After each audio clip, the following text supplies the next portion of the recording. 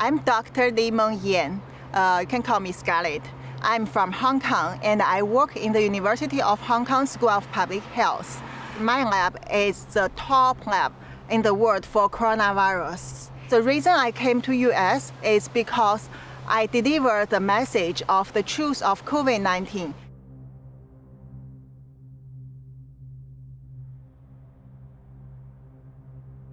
If I tell it in Hong Kong, the moment I start to tell it, I will be disappeared and killed. No one can hear me.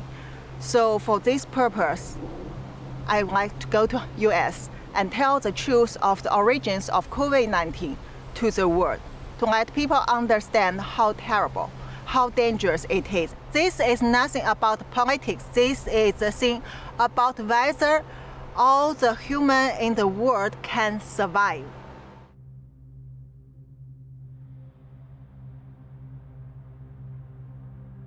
I'm one of the first one get involved to COVID-19 research in the world from end of December. Since the 31 December, once we know there is a SARS-like coronavirus in China, in Wuhan, my supervisor, WHO consultant, Dr. Liu Peng, asked me to do some secret investigation of what really happened in mainland China.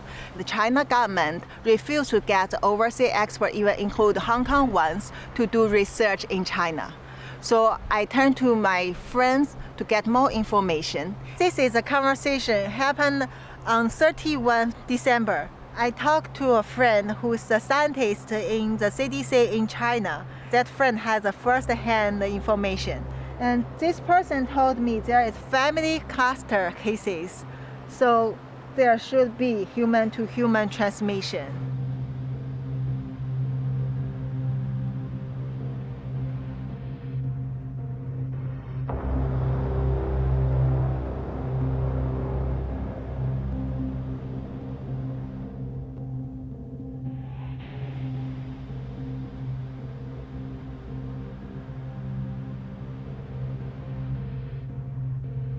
So this is a group full of the clinical doctors in a different hospital all over China. This is from the 31 December in China. And early morning, one of the doctors asked whether there are doctors in Wuhan who can share this information about this SARS-like virus. But there are people immediately warn this doctor that don't ask. And this is too sensitive. We cannot talk about it, but we need to wear masks.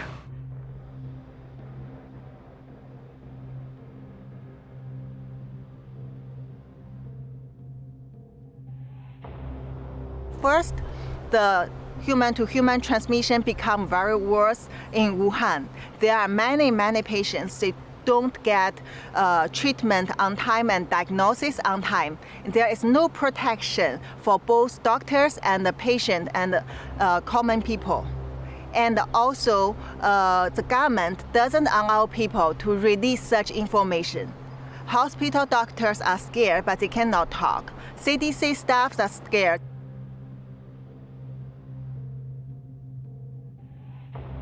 So I report these things to Liu Peng once I get the result, but he asked me to keep silent and be careful, as he warned me before, don't touch the red line.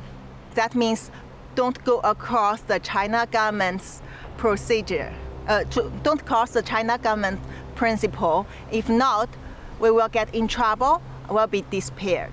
I thought this information could be delivered to public. And it is a very urgent information, so it should be responded to the public as soon as possible. But then he didn't do anything because I didn't see any response after many days even. And also our co-director of the WHO lab approved Malik Paris, and they know it, but they didn't do any action. As a virologist, and even some of them are doctors, they should know how terrible this is. This is a public health threat. They should do the quick response to it. They should have done many things. There are so many choices they can do to control this outbreak, not let it spread as a biggest disaster we have seen in the human history.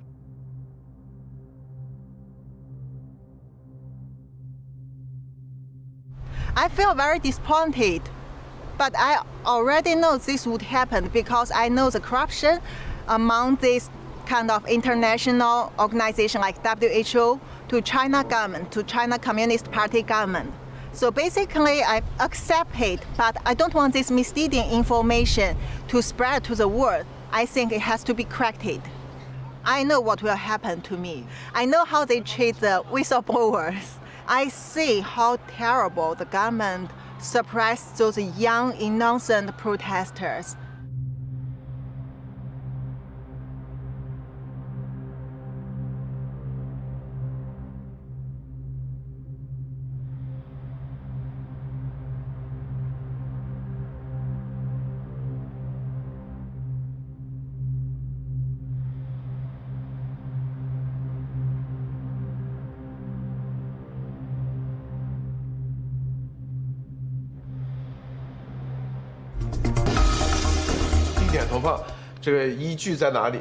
Unfortunately, Chinese speaking and English speaking are totally isolated. So we get response from our government within 4 hours report this. The government changed the case numbers from 62 to 198, triple. They admit this is human-to-human transmission. And also, Chairman Xi issued the first statement in 2020 that claimed this one, new coronavirus, actually is infectious disease, which put to the same level as SARS at that time. And then later, within 3 days, 23rd January, they locked down Wuhan.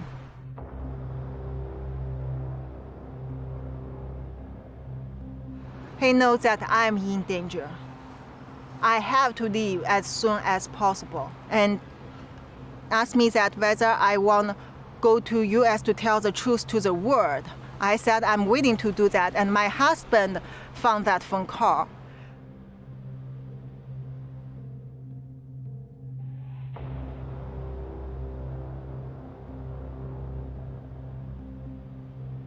He's totally pissed off. And he blamed me, tried to ruin my confidence. Also show he's totally scared of China government. He said they will kill all of us. I tried to persuade him to go to US with me, but I failed. So Monday, 27 April, I got my US ticket. And then 28 April, I took the flight to go to US.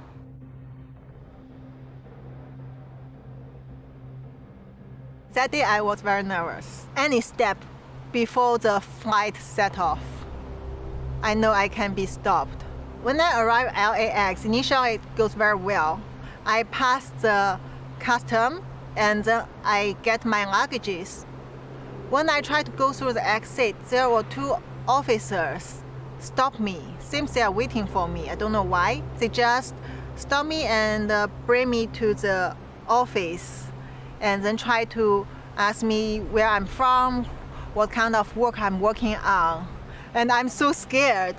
So I think I have to tell them the truth because I don't want to come here to do anything wrong. I'm doing the right thing. So I tell them that don't let me go back to China.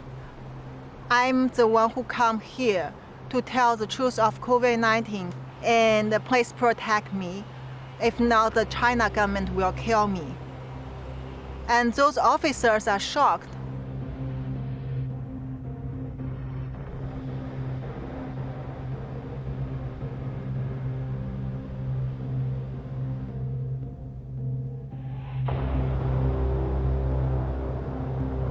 Since I left Hong Kong within just several hours, when I was still on the flight, the whole government recruited and the China Ministry of State Security went to my hometown Qingdao and with policemen to give trouble to my family.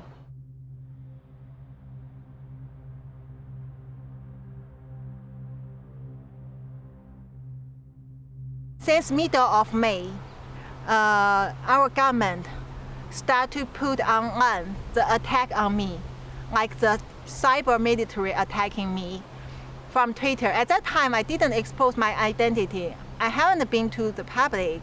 Only they know who I am. They try to spread a lot of rumor, ruin my reputation, and said I'm lying. They create a fake Facebook account, which is under my Chinese name Yin Li Meng, using my profile, and to tell people that I'm kidnapped in US. I try to lie to people, and even I have the mental disorder. Also, the University of Hong Kong blocked my staff account and tried to delete my webpage from the University of Hong Kong website. All the things like this, I'm sure once this go to the public, there will be worse things come to attack me, full of lies.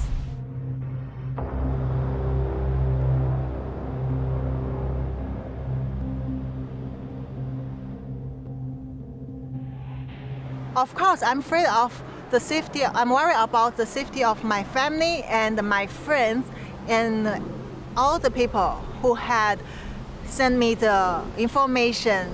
No matter doctors or officers or lab people, researchers, scientists, they all know it clearly. They trust me. And so that's why I need to protect them.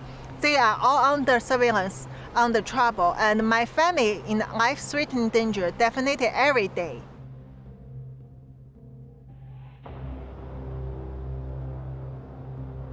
Social distance. 2 meters is better. 70% alcohol is very useful, clean your hand.